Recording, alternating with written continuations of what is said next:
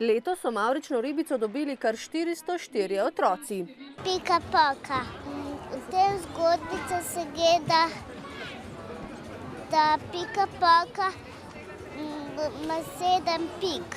Jaz sem vesela, ker pa pridem sem.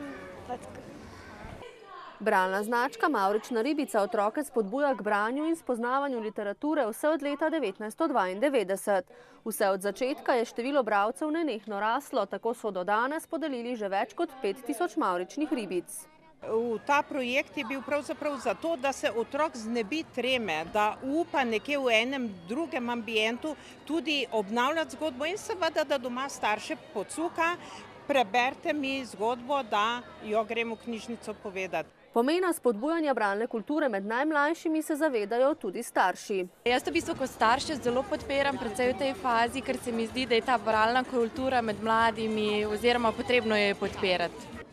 Ja, predvsem to, da se otroci spoznavajo knjigo, slovensko pravljice, čim bolj zgodaj, brati.